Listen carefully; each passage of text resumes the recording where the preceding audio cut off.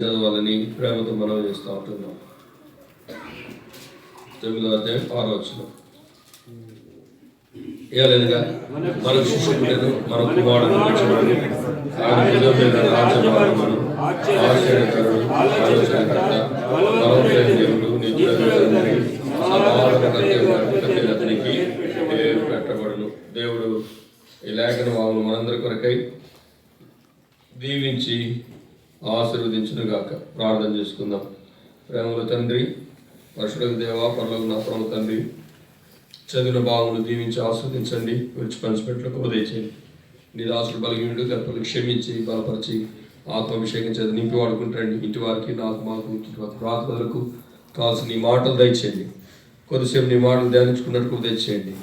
ప్రభా, ఎవరైతే ఆన్లైన్లో ఉంటున్నారో వారికి కూడా మెండైన కృపను దయచేయండి. చక్కగా నీ మాటలు బోధించినట్లు వాక్చాతులు దయచేయండి. నా పెదవులు, నా నోటి మాటలు ప్రభానైనా, నా తలంపులు, నా నాలుక, నా నోరు, నా హృదయం, నా మనసును మీ స్వాధీనించుకొని నీ బిడ్డలకు మేలు క్షేమం కలిగించే మాటలు తెచ్చేయండి. మా ప్రభువును ప్రియరక్షకునైనా యేసుక్రీస్తు శ్రేష్టమైన నామమున ప్రార్థించి స్తుతించి అడిగి వేడుకుంటున్నాము తండ్రి.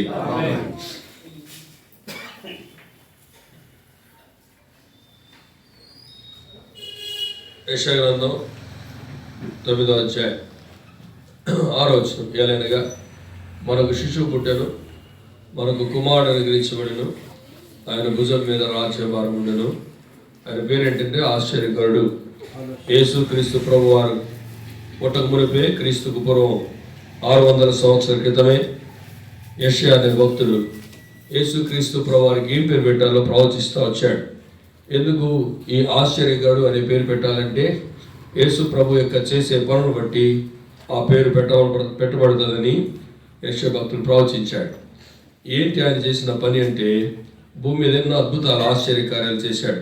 గుడ్డి వారికి చూపునిచ్చాడు, మగవారిని మాట్లాడింపజేశాడు, చెవిటి వారికి వినికిడి తెచ్చేసాడు, కుంటి వారిని నడవజేశాడు, గుడ్డి వారికి చూపునిచ్చాడు, చెవిటి వారికి వినికిడి తెచ్చేసాడు, పక్షవాయుగాలు వారిని స్వస్థపరిచాడు, చనిపోయిన వారిని సైతం బ్రతికించాడు, చనిపోయి సమాధులు కూలిపోయిన శవాన్ని కూడా బ్రతికించాడు. యేసు ప్రభు ఇన్ని గొప్ప కార్యాలు అద్భుతాలు చేసి తాను దేవుడిగా రుజువుపరుచుకుంటూ వచ్చాడు. అందు మాత్రమే కాకుండా మానవుని ప్రేమించి మానవాళి పాపముల కొరకై శిలువలో రక్తమంతా కార్చాడు. చేతులలో మేకులు, కాళ్ళల్లో మేకు, తల మీద ముళ్ళకేయటం, ప్రక్కన బల్లెపోటు, వీపున కొరడా దెబ్బలు. నిన్ను నన్ను ప్రేమించి నీ నా పాపములందరి కొరకై శిలువలో రక్తం కార్చి ప్రాణమిచ్చి చనిపోయి సమాధి చేయబడి తిరిగి లేచాడు. యేసు ప్రభు కార్చిన రక్తం ద్వారా మానవుని యొక్క పాపలు తీసివేయబడతాయి. ప్రభా, నేను పాపిని, నా పాపాలు క్షమించంటే నీ పాపాలు క్షమిస్తాడు, నీ జీవితాన్ని మారుస్తాడు, శాంతి, సంతోషం, నెమ్మది, సమాధానం ఇస్తాడు, చనిపోతే పరలోక రాజ్యం ఇస్తాడు. ప్రభునేశ్వరుని విశ్వాసం ఉంచుము, అప్పుడు నీవు నీటి వారి రక్షణ పాప క్షమాపణ పొందేది. యేసుక్రీస్తు ప్రభు వారికి ఆశ్చర్యకరుడు అని పేరు పెట్టడానికి కారణం ఏంటంటే ఆయన అద్భుతాలు చేయ దేవుడు అని అర్థం.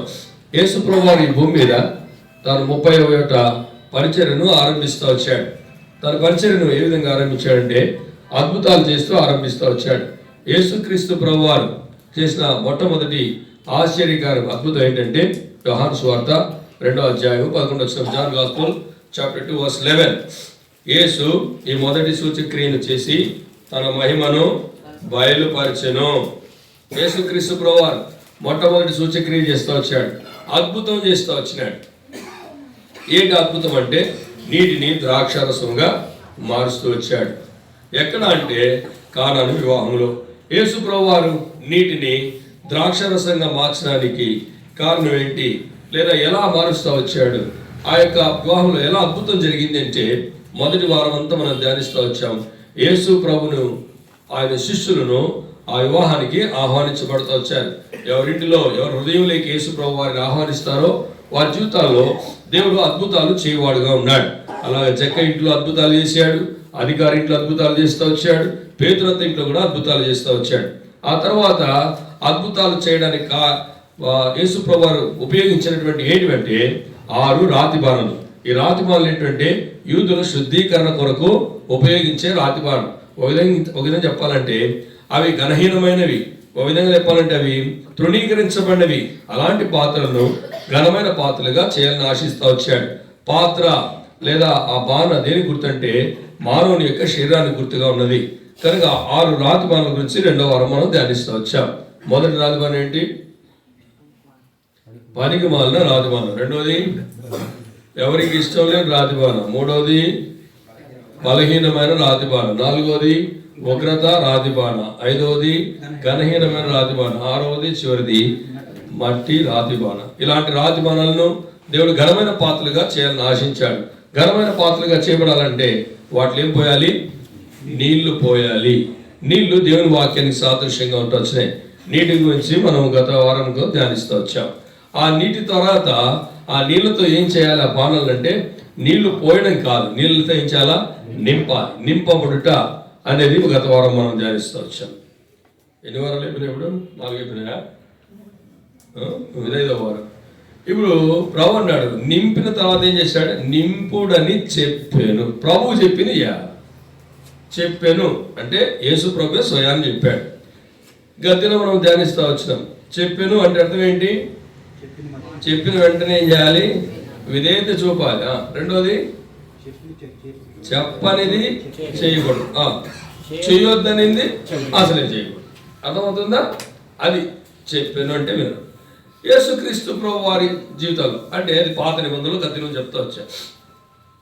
ఎవరో ఫోన్లన్నీ లేకపోతే నా చేతికి బాప్తిసాలు ఇస్తాను. మనుషులకి బాప్తిసాలన్నీ మొబైల్కి వేయాలి. మార్మస్ కొంత ఏమన్నా మళ్ళీ పని చేయలేదంటే నావేది కాదు. రైట్. యేసుక్రీస్తు ప్రభు వారు జీవితంలో ఏమని చెప్పాడు? మత్తయి సువార్తలో 3 విషయాలు తీసుకున్నాం. అవి మనం దేవుని బిడ్డలంగా చేయవలసిన వారంగా ఉన్నాం. రండి మొదటి చూద్దామా? 8వ అధ్యాయం 13 వచనం. Gospel of Matthew chapter 8 verse 13.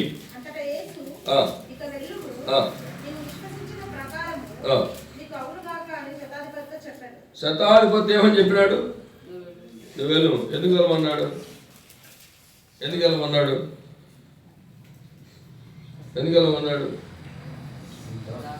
అందుకు నువ్వు వెళ్ళము అన్నాడు. ఎందుకు వెళ్ళమన్నాడు? నీవు విశ్వసించిన ప్రకారం నీకు అవును. ఏమని విశ్వసించాడు ఆయన? అర్థమవుతుందా? యేసుక్రీస్తు ప్రభువారు స్వస్థపరిచే దేవుడు. అంటే ప్రభు చెప్పిన మాట ఏంటంటే నీకు స్వస్థత కలగాలంటే నువ్వు వెళ్ళి ఏం చేయాలంటే వెళ్తూ ఏం చేయాలంటే విశ్వాసం ఉంచాలి. నువ్వు నువ్వు విశ్వసించే ప్రకారం జరుగుతుందంటే ఎట్టయితే అది ప్రభా అని ఎక్కడ నిలబడలేదు. అంటే తను ఏం చేస్తూ వచ్చాడు? విశ్వాసం ఉంచుతూ వచ్చాడు. విశ్వాసంపై పేరు పెట్టుకుని మనం దేవుని పిల్లలమైన మన జీవితాల్లో మనం కలిగి ఉండాల్సింది ఏంటంటే విశ్వాసం. ఎన్నోసార్లు మనం విశ్వాసం వింటూ ఉంటాం. మొట్టమొదటి రోజు విశ్వాసం గురించి విన్నాం. 2 రకాల విశ్వాసం చెప్పా. 2 రకాలు. మొదటిది ఏంటి? రక్షణ కొరకైన విశ్వాసం. రోమిలకు రాసిన పత్రిక 10:9 వచనంలో దేవుడు మృతుల్లో నుండి లేవనని నీ హృదయం అందించాను, నువ్వు విశ్వసించాలా, నమ్మాలా. నీ నోటితో యేసు ప్రభువుని నీ పాపాలు ఒప్పుకోవాలి. అప్పుడు నువ్వేం చేస్తావు? రక్షించబడతావు. కనుక మొదటిది ఏంటంటే యేసు ప్రభువు నమ్మడానికి విశ్వాసం ఇచ్చారు. రెండోది ఏంటి? ఎబ్రీ 12:1 విశ్వాసం కర్తయు దాన్ని కొనసాగించేవాడైనా. అంటే ఒక్కసారి యేసు ప్రభు నమ్మితే సరిపోదు. అనుదినము ప్రభువుని నమ్ముతూనే ఉండాలా. ప్రతి విషయంలో ప్రభు మీద ఆధారపడుతూనే ఉండాలా. అది చెప్పాలంటే అభ్యాసం చేస్తూనే ఉండాలి విశ్వాసాన్ని. యేసుక్రీస్తు ప్రభు వారు చెప్పిన మాట తెలుసా? మనిషి కుమారుడు భూమి మీదకి వచ్చినప్పుడు విశ్వాసులలో ఏం కనుగొంటారు? విశ్వాసులలో విశ్వాసము కనుగొన ప్రశ్నించాడు ప్రభు. అంటే మనిషి భూమి మీదకి వస్తే విశ్వాసంలోనే ఏం కోల్పోతాము? విశ్వాసం కోల్పోతాం. అందుకే విశ్వాసం మనం ఏం చేయాలా? విశ్వాసం ఏం చేయాలా? శిష్యులు చెప్పారు ఏమన్నా ఏం చేయాలి? అందుకే వాక్యాన్ని బాగా చదవాలి, ధ్యానించాలి. మా విశ్వాసాన్ని వృద్ధి పొందించు. అంటే మేము విశ్వాసం ఉంచాం, నిన్ను నమ్మాం, ఇంతటితో అయిపోయింది, కేలికతం దుకాణం కాదు. ప్రతిరోజు మన విశ్వాసం ఏం చేయాలంటే పెరుగుతూ ఉండాలి, కానీ తరిగిపోకూడదు. పరిస్థితులను బట్టి మనం ఏం చేస్తాం? విశ్వాసాన్ని కోల్పోతాం. అబ్రాహాము జీవితంలో చచ్చిపోయేతో తన విశ్వాసము తను విడిచిపెట్టల. ఏ పరిస్థితి వచ్చిన విశ్వాసం విడిచిపెట్టల. దేవుడు ఒక్కసారి ఒక మాట చెప్తే ఒక వాగ్దానం చేస్తే ఆ వాగ్దానం బట్టి జీవితాంతం జీవిస్తూ వచ్చినాడు. ఉదాహరణ చెప్తా, వచ్చే సంవత్సరం నీ కొడుకు పుడతాడు, అతనికి ఇస్సాకు అని పేరు పెడతాం, ఇస్సాకు వల్లే నీ సంతానం అన్నాడు. 22వ అధ్యాయానికి వస్తే అదే ఇస్సాకును బలిగా ఇమ్మన్నాడు. హెబ్రీయులకు రాసిన పత్రిక 11వ అధ్యాయానికి వస్తే అబ్రహాం ఏం చేశాడు తెలుసా? మృతులను, నవంగా చెప్పండి, మృతులను సైతము లేపుటకు దేవుడు శక్తిమంతుడని ఎంచి తన ఏక కుమారుని అర్పించి, తన విశ్వాసం ఏంటి తెలుసా? నేను నా కుమారుడిని బలి అర్పించినా సరే ప్రభు ఏం చేస్తాడు? లేపుతాడు. అది విశ్వాసం. అందుకే తన జీవితంలో పునాదులు గల పట్టణం కోసం ఎదురు చూస్తూ వచ్చాడు. భూమి మీద యాత్రికులము పరదేశమని జీవిస్తూ వచ్చాడు. ప్రేమందేవుని బిడ్డలారా, మన జీవితాలు కూడా వాళ్ళు జీవించగలవా? దేవుడు మనకు వాగ్దానం ఇచ్చినాడు. ఏం చేసిన? అబద్ధాలు చెప్పండి. ఏం చెప్పండి? మీకు 30 పోయిన సంవత్సరం వాగ్దానం ఇచ్చాడు. నాకు నా వాగ్దానం గుర్తుందని చేతులెత్తే అబద్ధాలు చెప్పండి, అడిగేస్తాం. మళ్ళా నీ వాగ్దానం ఏదో చెప్పండి, రెఫరెన్స్తో సహా చెప్పాలి. కుటుంబ యజమాని అయితే కుటుంబ వాగ్దానం, ఇంట్లో ఉండే అందరి వాగ్దానం కూడా గుర్తుపెట్టుకోవాలి. ఇప్పుడు చెప్పండి చూద్దాం, చేతులు ఎత్తండి చూద్దాం. పిల్లలకి సంఘ పెద్దలు అయితే సంఘ వాగ్దానం, అర్థమైంది.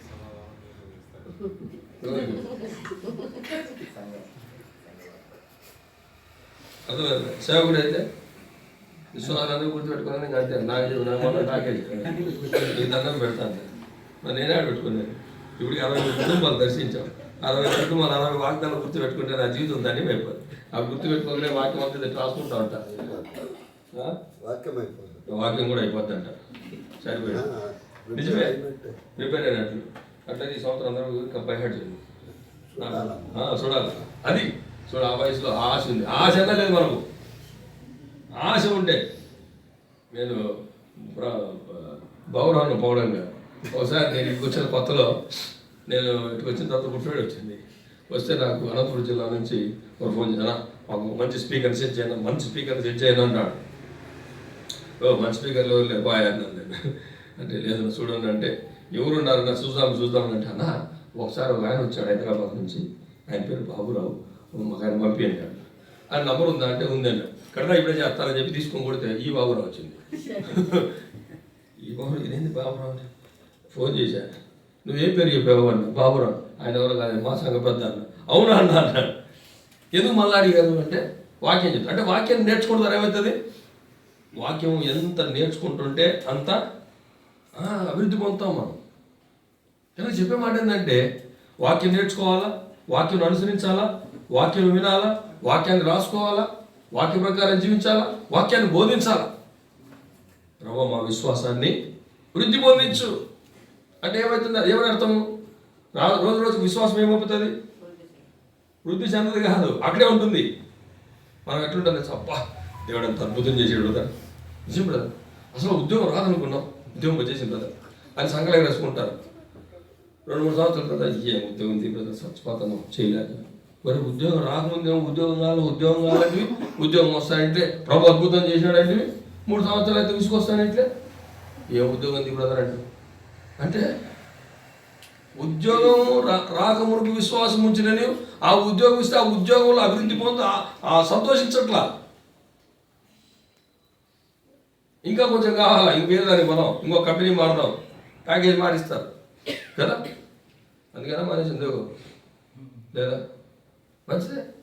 అంటే మనము భౌతికంగా ఏ విధంగా అభివృద్ధి పొందాలని కోరుకుంటామో విశ్వాసంలో అభివృద్ధి పొందడం కోరుకోవాలి ప్రతిరోజు. శిష్యులే కోరుకున్నారు, మనం ఎంత చెప్పండి? ఎవరు శిష్యులు అంటే? శిష్యులు అంటే ఎవరు? శిష్యులు అంటే ఎవరు? ఇంకా ఆయన బోధలు వినేవాళ్ళు. Very good. ఇంకా పిలువబడినవారు. ఇంకా ఆయన తర్వాత దేవునికి ఇష్టమైన వారు. సరే నేను కూడా చెప్తా. ఆయన చేసిన అద్భుతాలు కళ్ళారా చూసినవాడు. ఆయన చేసిన అద్భుతాలు కళ్ళారా. ఇప్పుడు కళ్ళారా చూసిన వాడికి విశ్వాసం ఎక్కువ ఉంటుందా, చూడడం అనుకుంటుందా? ఉంది వాళ్ళకి. యేసుప్రభు చచ్చిపోతాను ఇట్లే అంత ఇంతగా పేదలు ఏం చేసినాడు తెలుసా? నేను చేపలు పడతా అన్నాడు. నేను మనుషులు బట్టి చేపలుగా చేస్తాను పిలిస్తే ఏం చేస్తాను? ఏం చేశాడు? క్షమించాలని పేదరు ఏమన్నాడు? పేదరు నేను చేపలు పడతా. పోయేవాడు ఊరికైనా పోతాడు, వెళ్ళిపోవచ్చు కదా. నేను పోతానంటే అరే మెయిన్ లీడరే పోతాడు, నేనేం పోతే ఎందుకని చెప్పి ఆయనతో పాటు ఇంకో 6 మంది పోయినాడు. అర్థమవుతుందా? ఇప్పుడు ఉదాహరణకు పొద్దున్నే 5:30 సువార్త ఉంటుంది, 5కే వ్యాన్ బయలుదేరాలి అని చెప్పి నేను 6కి నిద్ర లేచాను అనుకో, మరుసటి రోజు జాన్పాల్ ఆయన 6 లేచాలి, మనం 6:10 పోయినా ఏం కాదు అంటాడు. అంతే కదా, ఏం చెప్పా? అందుకే కదా 5కే వ్యాన్ పోతుందంటే పొద్దున్నే స్టైల్కి వచ్చి బయలుదేరి ఉంటుంది, ఆ వ్యాన్ వెళ్ళిపోయింది. 5:30కు లొకేషన్ ఉండాలంటే మనం డిస్టెన్స్ చూసుకోవాలి, ఎంతవరకు ఉంది. రాత్రి పెట్టేస్తారు కదా లొకేషన్, డిస్టెన్స్ చూసుకొని ఏం చేయాలి, ఆ టైం కడుకోవాలి. ఇన్ని రోజులు జరిగినాయి. పొద్దున్న నేను లేట్ వచ్చిన ఒక్కరు చెప్పాల్సి వద్దాం. వేరే ఊరు నుంచి కూడా వచ్చిన, అనంతపురం నుంచి వచ్చిన, కడప నుండి వచ్చిన, విశాఖపట్నం నుంచి వచ్చిన, లేట్ వచ్చిన కూడా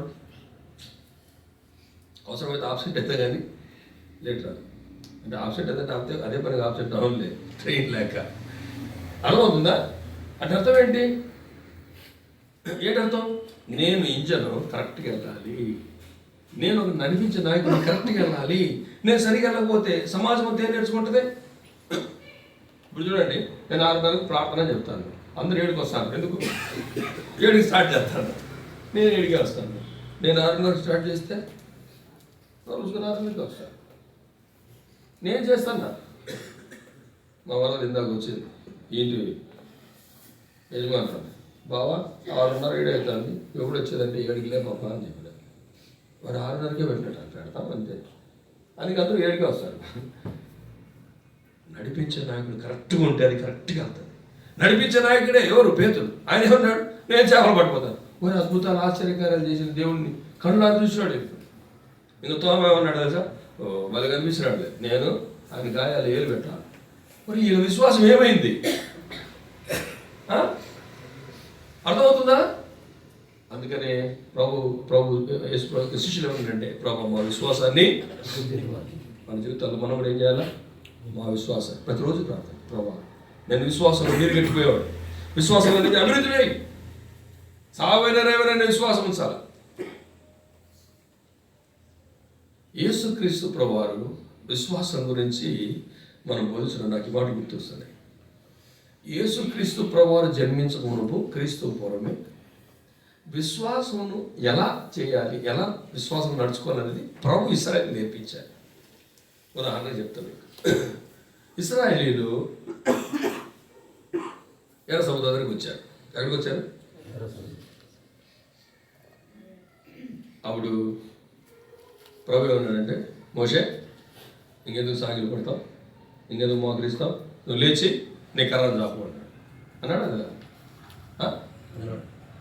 అది చదువుకు వారంటే అన్నారు కదా, ఎవరికి మెసేజ్ పెడతాను, ఆ గర్ల్ ఫ్రెండ్ అందరూ లేదు నీకు, మళ్ళీ నాకు తెలిసింది పెడుతుంది. రేపు ఈరోజు రేపు ఎవరు ఉంటారో మాత్రం తెలుసు, వాకి వెళ్ళాలి కదా. చెప్పు ఏమన్నాడు ప్రభు? ఎక్కడ? నెక్స్ట్ వీక్ 2వ పరీక్ష వచ్చింది నీళ్ళ దగ్గర. ఎక్కడ?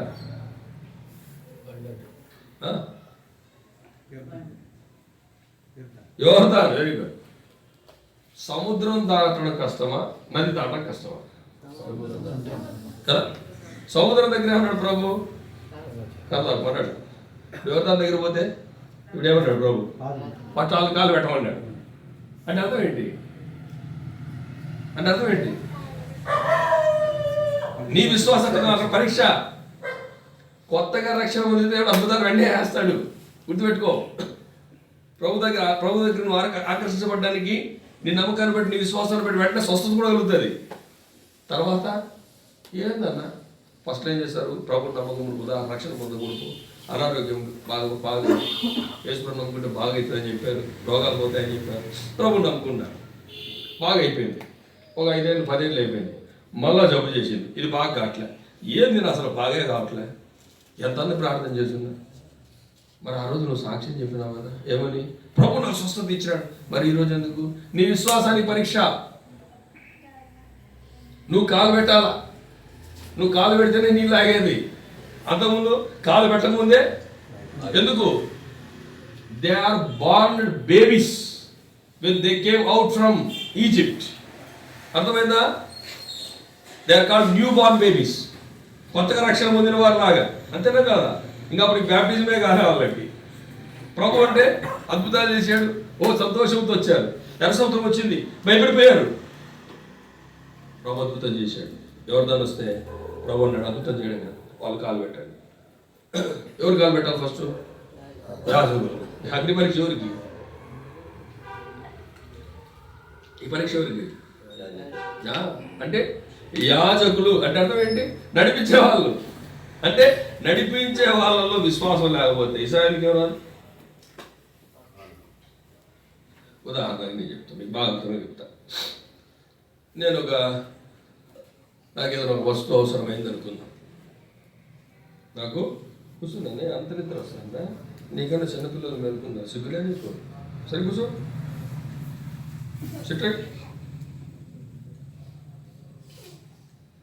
దేవుని వాక్యం వినాలా.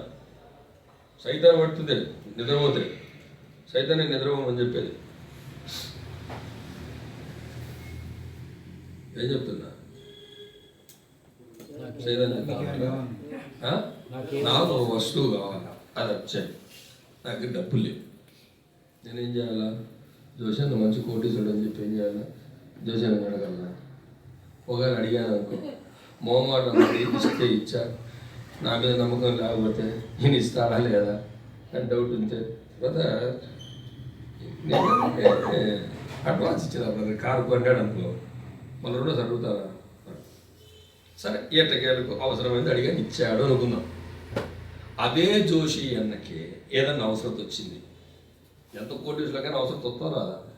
వెంటనే జోషి అన్న ఏమనుకుంటాడు చెప్పండి? ఇప్పుడు ఏం సునీల్ అన్న నా దగ్గర అప్పు చేసాడు, నేను ఎందుకు అప్పు చేయకూడదు అనుకుంటాడు లేదా? నాకు ఉద్యోగం ఉంది, లోన్ ఇమ్మట్టాడా? అర్థమవుతుందా? అదే నేను దేవుని మీద ఆధారపడి ప్రభు నాకు ఏ విధంగా సహాయం చేసినాడో విశ్వాసం గురించి వచ్చినప్పుడు నేను చెప్తే, అరే ఆయనకే దేవుడు ఇస్తే నాకెందుకు ఈడు? ఆయనకి దేవుడు ఇస్తే నాకెందుకు ఈడు? నాకు కూడా ఇస్తాడు. అంటే యాజకులు నడిపించే వారి విశ్వాసం బలపరచబడాలి. నడిపించే వారి యొక్క విశ్వాసం సరిగా ఉండాలి. వారి విశ్వాసం సరిగా లేకపోతే ఇశ్రాయేలు విశ్వాసం సరిగా ఉండదు. నీళ్ళల్లో వాళ్ళే అడుగు పెట్టాలి. ప్రేమ దేవుని బిడ్డలారా, విశ్వాసానికి పరీక్ష అంటే అదే. అర్థమైందా? ఈజీగా పాస్ అయిపోయినాడు, అటెండెన్స్తో పాస్ అయిపోతారు. ఎప్పటి నుంచి ఎప్పుడు దాకా? 1వ తరగతి నుంచి 9వ అటెండెన్స్. స్కూల్కి పోతే సార్ పాస్ అవుతారు. 10వ తరగతిలో అటెండెన్స్ అయితే పాస్ అవుతారా? అటెండెన్స్తో పాస్ అయినారు. యాడ? ఎర్ర సముద్రంలో. ఎర్ర సముద్రమే దాటేసాం మనం. ఇది ఒక లెక్క అనుకోవచ్చుగా? అనుకున్నారా? అనుకోలే. That is called 10th class. Practice అవసరం. ఏనా అమ్మాయి రిప్లై ఇచ్చిందా?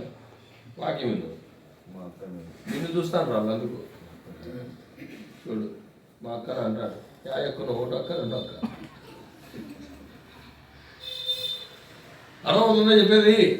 విశ్వాసానికి అగ్ని పరీక్ష.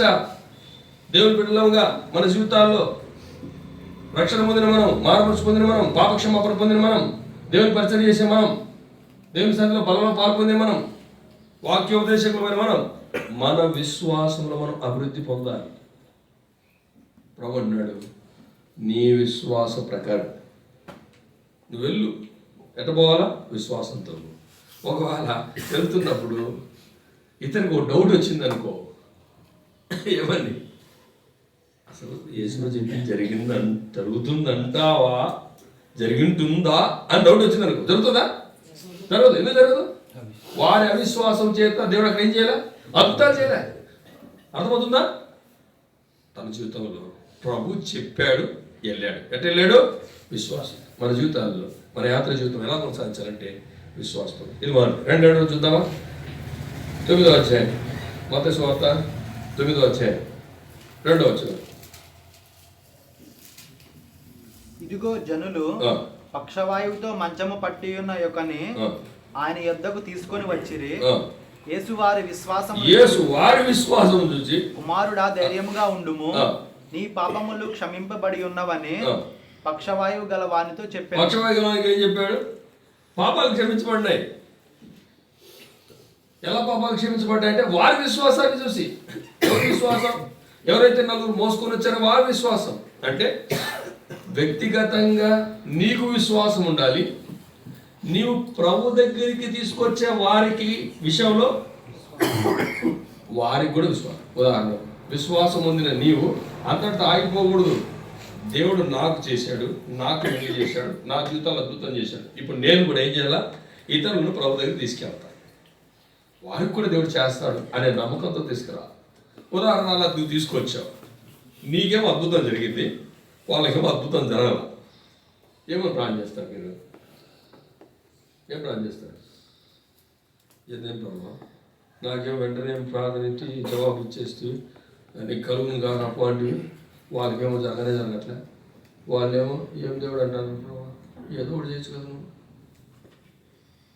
అంటే మన విశ్వాసం అయిపోతుంది. అప్పుడు ఆటోమేటిక్గా నీ పాపాలు క్షమించబడ్డా అని చెప్పాడు. నీ జీవితంలో చెప్పాడు అన్నమాట. నీ పాపాలు క్షమించబడ్డాయా? రాత్రి కాల్సిన ప్రభు నీతో మాట్లాడుతున్నాడు. నీ పాపాలు క్షమించబడకపోతే విశ్వాసంతో ప్రార్థన చేయి. ప్రభువా, నేను పాపిని, నా పాపాలు క్షమించు, నేను రక్తంతో నా పాపాలు కడుగు, నా జీవితాన్ని మార్చని ప్రభు దగ్గర క్షమాపణ పొందు. ప్రభు నీ పాపాలు క్షమిస్తాడు. ప్రియమైన బిడ్డలారా, నీ జీవితంలో పాపాలు క్షమించబడ్డాయని ప్రభు చెప్పాడా? హిజ్కియా జీవితంలో ప్రభు దగ్గర కన్నీరు కాలుస్తా ఉన్నాడు. ప్రభా, నేను పొరపాటు చేశా, నేను తప్పు చేశా, నన్ను క్షమించు, ఒకసారి కృపతో జ్ఞాపకం చేసుకో, నేను ఎట్లా నడుచుకున్నాను ఒకసారి చూడంటే ప్రభు ఏమన్నాడు తెలుసా? నాన్నకలు చెప్పాడు, నీవు కన్నీరు విడుచుట చూచితిని, నీ ప్రార్థన నేను అంగీకరించా అని. అర్థమవుతుందా? అంటే పాపాలు క్షమించబడాలంటే ఏం చేయాలి? తగ్గించుకొని ఒప్పుకోవాలి, క్షమాపణ పొందాలి, కన్నీరు కార్చాలి. ఒప్పుకోవడానికి ఇష్టం ఉండదు మనకి. కొంచెం సైడ్ ఉంటారు, అట్లా లోపలికి రాని వాళ్ళు వచ్చేటండి కమ్స్. అర్థమవుతుంది? ఇట్టే నడిచి ఇట్టే ఉంది. పాపాలు క్షమించబడాలంటే ఏం చేయాలి? ఒప్పుకోవాలి. ఒప్పుకుంటావా? ఒకసారి ఒప్పేసుకుంటే ఇంక అయిపోయింది కదా అని అనుకో. ఒకసారి ఒప్పేసుకుంటే ఇంక అయిపోయింది. అనుదినం ఒప్పుకుంటావా? చేసిన తప్పును పొరపాటు కూడా. నిన్న జరిగిన విషయం చెప్తా చూడండి. మా వాడు నిన్న మీటింగ్లో అంతా బాగున్నాడు, ఆడుకుంటూ ఉన్నాడు. ఆడుకుంటూ ఏం చేసినాడంటే బాబురాన్న మనవరాలు ఎగిరిపోయినాడు. పోయి నేను మీ ఇంటికి వస్తాను అన్నాడు. పప్పాకి చెప్పు అన్నాడు. వాడు దొంగ, నాకు తెలుసు ఆ విషయం. ఆ పాప వచ్చి అంకుల్ మొఫీ ఇంటికి వస్తానంటాడు, తీసుకు అంటాడు. అంటే నేను చెప్పడం ఏంది అని ఆ పాప అదే నేను తీసుకెళ్తా అంటాను. ఇంకోటి కొడతానే మాసింది నువ్వు, అది అలా ఇది పాపం. నీకు సపోర్ట్ చేస్తాను అనుకున్నాను. అర్థమవుతా ఉందా? ఎంత పెరుగుతున్నావు? నిజం చెప్పు నువ్వు. లేదు పాప, వాడమంటాను. తోసేయడమే. ఒప్పుకోవడానికి పొరపాటుని ఇష్టపడం. అర్థమవుతుందా? ఒరే ఇట్టి కాదా, నువ్వు కూడా అంతే. నువ్వేమైనా ఒప్పుకుంటావు? నేను కాదు ఈడే అన్నాడు అంటావు. అర్థమవుతుందా? ఒప్పుకోవాలి. నాన్నగా చెప్పండి, అతిక్రమములు దాచిపెట్టేవాడు వర్ధిల్లుడు, వాటిని ఒప్పుకొని విడిచిపెట్టేవాడు కనికరం పొందును. అర్థమవుతుందా? మనం ఏం చేయాలా? ఒప్పుకోవాలా. ఒప్పుకున్న తర్వాత ఏం చేయాలా? విడిచిపెట్టాలా. ఆకాని జీవితంలో ఒప్పుకున్నాడు, విడిచిపెట్టాల, దాచిపెట్టాడు. ఏం చేశాడు? నష్టం వచ్చింది. ఎవరికి నష్టం వచ్చింది? దాచిపెట్టిన వ్యక్తికి నష్టం వచ్చింది. దాచిపెట్టిన తర్వాత చూస్తూ మౌనంగా ఉండే వాళ్ళకి నష్టం వచ్చింది. దాచిపెట్టబడిన భూభానికి కూడా నష్టం వచ్చింది. అంటే దాచిపెడితే నష్టం కదా. కాబట్టి మనం ఏం చేయాలి? ఒప్పుకొని అబద్ధాలు చెప్పండి, నిజం చెప్పండి. యథార్థంగా ఒప్పుకుంటాను నేను. చేతులు ఎత్తండి. ఒకటి తెలియరెట్టింది రెండు క్వశ్చన్ లేదునా ఇప్పుడు అమ్మాయి అనవసరంగా చేతి అంటామంతే సందర్భం వస్తే అట్లా కాదు నేను చెప్తున్నా మనం ఒప్పుకోం ఎందుకు తెలుసా పేదరిని ఒప్పుకోలే మనమెంత పేదలు ఒప్పుకున్నాడు నువ్వు హాలలో పిచ్చుకోమన్నానా నువ్వే నాకేం తెలుసు ఆయన ఎవరు నాకు తెలియలేదు లేదు నీ డ్రెస్సింగ్ స్టైల్ నీ మాట తీరు అంతా చెప్తాను నువ్వు మా అమ్మ సాక్షిగా నోరు మూసుకొని వచ్చిందాక బొంకుతా ఉన్నాడు ఒప్పుకోవడానికి చాలామంది ఇష్టపడము సంతోషం మీరు ఒప్పుకుంటే సరే ఇప్పుడు ప్రశ్న వేస్తాను విజయవాడకి చేస్తారా ఒప్పుకుంటాడు కానీ ఇట్లాంటి ప్రశ్న వేస్తాడో ఏమో నేను చెప్తాను ఒప్పుకోవడంలో రెండు రకాలు కొన్ని ప్రభు దగ్గర రహస్యంగా ఒప్పుకోవడం రెండోది యథార్థంగా ఓపెన్గా ఒప్పుకోవడం రహస్యంగా ఒప్పుకొని యథార్థంగా కూడా ఒప్పుకోవడం ఉదాహరణ చెప్తాను దారిలో నేను పోతూ ఉన్నాను నాకు ఒక అమ్మాయి మీద చెడు చూపు వచ్చింది నా భార్య ముందర ప్రభా ఈరోజు వెళ్తుంటే ఒక అమ్మాయిని చూస్తానికి చెడ్డ మనసు వచ్చింది ప్రభా క్షమించు అని నేను ప్రార్థన చేస్తాను నువ్వు చేస్తావు చెప్పు చీపురు పట్టుకోదు మొదటి రోజు అక్క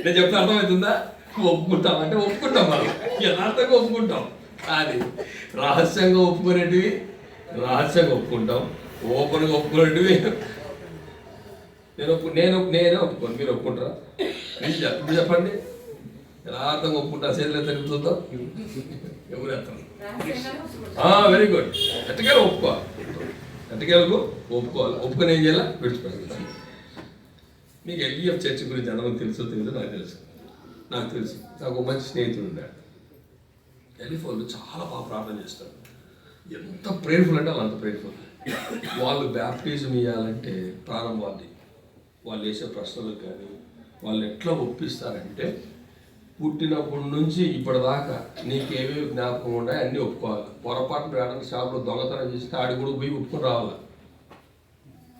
నా స్నేహితుడు సంవత్సరం లక్ష మంది బ్యాప్టిజం తీసుకున్నాడు బ్యాప్టిజం తీసుకున్న తర్వాత ఒప్పుకోవాలని చెప్పాడు కదా ఏమేమి ఒప్పుకోవాలని చెప్పి వాళ్ళు పెడితే అన్నీ ఒప్పుకోవాలన్నాడు వీడు డైరెక్ట్ ఇంటికి పోయినాడు తలకు బెల్లు కొట్టారు ఎవరంటే మీ ఆవిడ లేదా అడిగాడు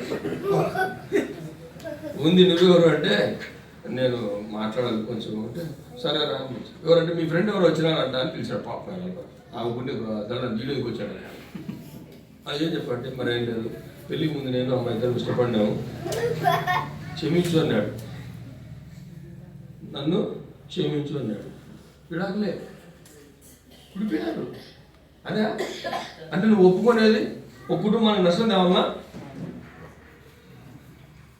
ఇచ్చిగా ఒప్పుకున్నాడు ఏమని ఒప్పుకున్నాడు ప్రభా హృదయంలో నేను మనసులో గర్వించా అది ఒప్పుకోవచ్చు మనసులో అబ్బాయిని ఆశించా అనేది ఒప్పుకున్నావు అనుకో ఇంట్లో కూడా రాని మీ ఆయన ఏమన్నా బెడ్రూమ్ నీకు అటు కూడా గుర్తొస్తాడు కదా లేచి అడిగా పోంటాడు అర్థమవుతుందా ఏం చెప్పా నీకు ట్రాన్స్ఫర్ మెసేజ్ పెట్టాడా జ్యోతికుమార్ చదువుతాను ఇద్దరు స్టార్టింగ్ చేసుకుంటాను అర్థమవుతుందా ఒప్పుకోవాలి యథార్థంగా ఒప్పుకోవాలి ప్రభు దగ్గర ఒప్పుకోవాలి చెప్పండి బైబిల్ ఏంటంటే మీరు ఒప్పుకునేది మనుషులతోనూ దేవునితోనూ సరి చేసుకోవాలి మనుషులతో సరి చేసుకోలేని ఎలాంటివి అంటే నష్టం కలిగించే కాదు మన ద్వారా ఇతరులకు నష్టం కలిగించేవి వాళ్ళతో సరి చేసుకోని అవసరం లేదు నేను అంటాను ఒక వివాహం ముందు ఇష్టపడ్డావు పొరపాటు అయింది అయిపోయి అంతప్పుడు మానేవాడు మర్చిపోలేదు అంతే అయిపోయింది మళ్ళీ నువ్వు ఆమెకు ఫోన్ చేసి ఏమనుకోవద్దు మీ ఆయన లేడా అని చెప్పి ఆయన సారీ అని చెప్పడం అవసరం లేదు వాడు స్పీకర్ ఆన్ చేయండి అనుకో సారీ ఎందుకు చెప్పాడో పట్టుకుంటాడు కనుక ఉంటాడు నీ పాపాలు ఎప్పుడు క్షమించబడంటే యథార్థంగా ఒప్పుకుంటే అనేకసార్లు దేవుని బిడ్డలమైన మనం ఒప్పుకోము రక్షణ పొందిన మనము ఒప్పుకో మన జీవితాలు మనం ఏం చేయాలి ఒప్పుకొని క్షమాపణ పొంది ఆశీర్వాదము పొందు. ఇది రెండు మూడవది చివరిది కొత్త సువార్త 9వ అధ్యాయం 38వ వచనం. Gospel of Matthew chapter 9 verse 38. మూడోది ఏమని చెప్పాడు యేసు ప్రభు?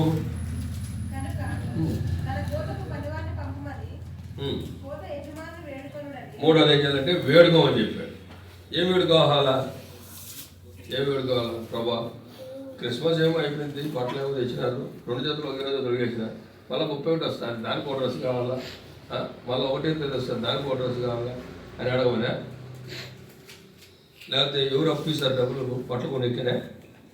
కోత యజమాని పెట్టుకోవాలి. కోత ఎంతో విస్తారం ఉంది, కోతకు పనివారు కొదువుగా ఉన్నారు. 7 దినాల్లో స్వార్థ పరిచయం చేసేవాళ్ళు, సేవ చేసేవాళ్ళు లేరు. ఈరోజు ఒక సంఘానికి ఒక పరిచారం పంపాల్సి వచ్చింది. ఎంత ఇబ్బంది పడ్డా ఒక్కరిని పంపించడానికి 4 ఆలోచన చేసినాం. ఒక సంఘానికి ఒక వ్యక్తిని పంపడానికి 4 ఆలోచన చేశాం. అర్థమవుతుందా?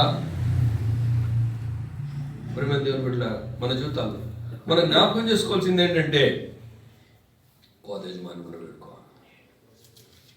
ప్రభా పరిచయం ఎంతో విస్తారం ఉంది, పరిచయం చేసేవాళ్ళు కావాలా, స్వార్థ చేసేవాళ్ళు కావాలా, పాటలు పాడేవాళ్ళు కావాలా, ప్రార్థించే వాళ్ళు కావాలా, వాక్యోపదేశకులు కావాలా, సేవ పరిచయం విస్తరించబడాలా, సంఘాలకు సేవకులు కావాలా. ఎన్నో సంఘాలకు సేవకులు లేరు సిటీలోనే ఎన్నో సంఘాలకు సేవకులు లేరు. కారణం ఏంటి? లేదు. అందరూ ఉద్యోగస్తులు, అందరూ డాక్టర్లు అయితే పేషెంట్ డాక్టర్లు కావాలి, అందరూ ఉద్యోగస్తులు అయితే సేవకులు ఎవరు? మరి చాలా మంది అనుకుంటారు సేవకులు ఏం బ్రదర్ బ్రహ్మాండంగా బతికేయచ్చు, బ్రహ్మాండంగా బతికేయచ్చు. మరి ఉద్యోగం చేసే వాళ్ళకి జీతం అంతా, సేవకుల జీతం అంతా.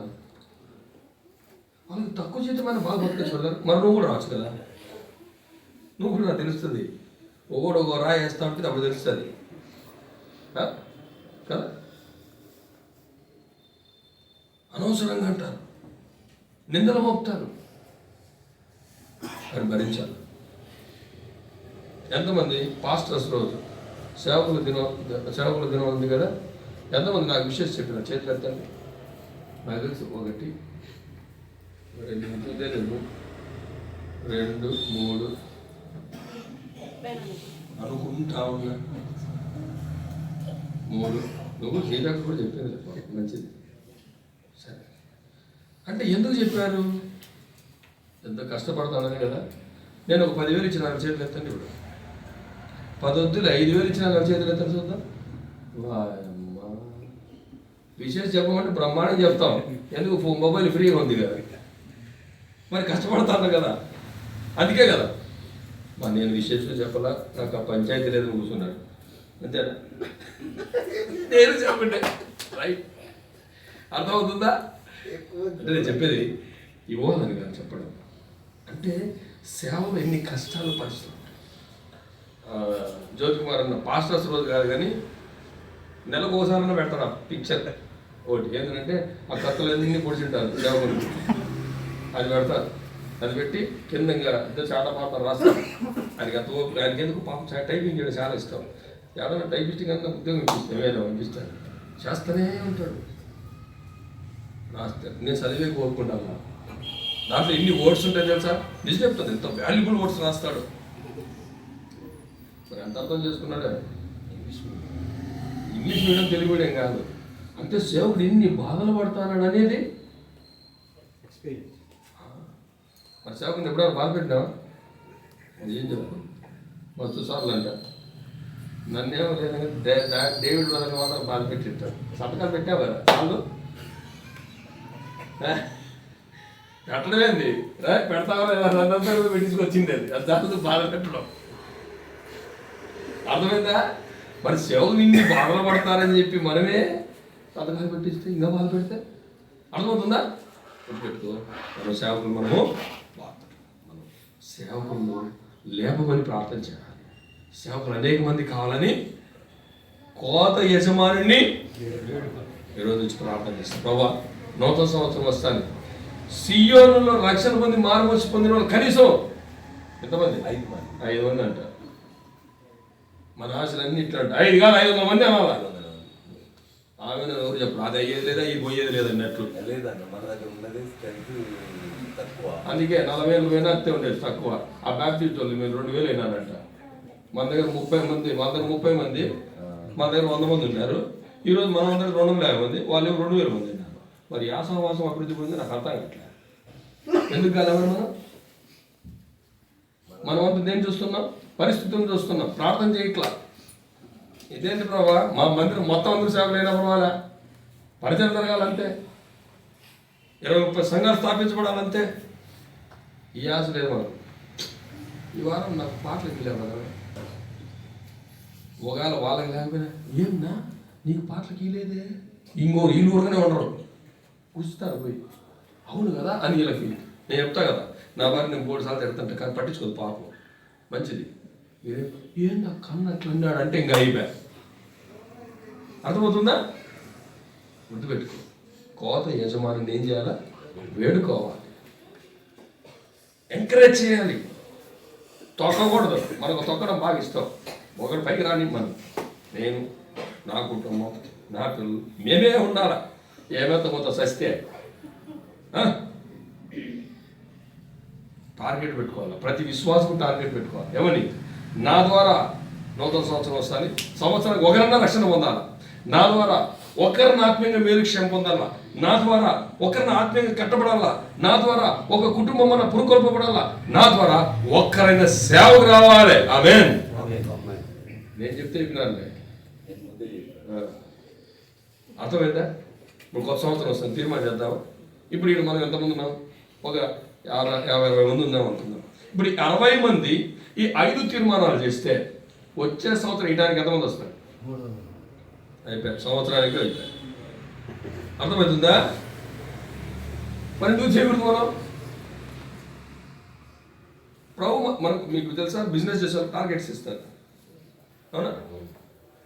టార్గెట్ రీచ్ అవ్వకపోతే అక్షంతలు ఉంటాయి, రీచ్ అయితే కాంప్లిమెంట్స్, రీచ్ అయితే షబాష్ అంటారు అంతే. రీచ్ అయిపోయి ఇంకా ఎక్కువ చేశారనుకో కాంప్లిమెంట్స్ ఉంటాయి, ఇంకా అధికంగా చేశారనుకో బెస్ట్ అవార్డు ఇచ్చి అని కూర్చోబెట్టి వాళ్ళతో మళ్ళీ అందరికీ చెప్పిస్తారు. ప్రభుకు కావాల్సిందని నీ ద్వారా. అర్థమైందా? ఈరోజు తీసుకోండి, ప్రభా పాత సంవత్సరం అయిపోయింది, పాత సంవత్సరం అయిపోయింది, కొత్త సంవత్సరం వస్తుంది. ఈ సంవత్సరంలో నా ద్వారా ఒకరు రక్షణ పొందాలి, నా ద్వారా ఒకరు ఆత్మీయంగా మేలు పొందాలి, నా ద్వారా ఒక్కరైనా ఆగిపోయిన వాళ్ళు తిరిగి సమకూర్చబడాలి, నా ద్వారా ఒక్కరైనా సేవకు రావాలి. తీర్మానం చేసుకొని ప్రార్థన చేస్తే ప్రభు మన ద్వారా అద్భుతాలు చేస్తాడు. కనుక యేసు ప్రభు చెప్పింది చేయాలి. మొదటి ఏం చెప్పాడు యేసు ప్రభు? విశ్వాసం కలమని చెప్పాడు. రెండోది ఏమని చెప్పాడు? పాపాలు యథార్థంగా ఒప్పుకొని విడిచిపెట్టమని చెప్పాడు. మూడోది వేడుకోమని చెప్పాడు. మన జీవితాన్ని 3 కలిపి ఎంత బాగుంటుంది. అటు కృపను దేవుడు మనకు దయచేయండి. ప్రార్థన బాబు.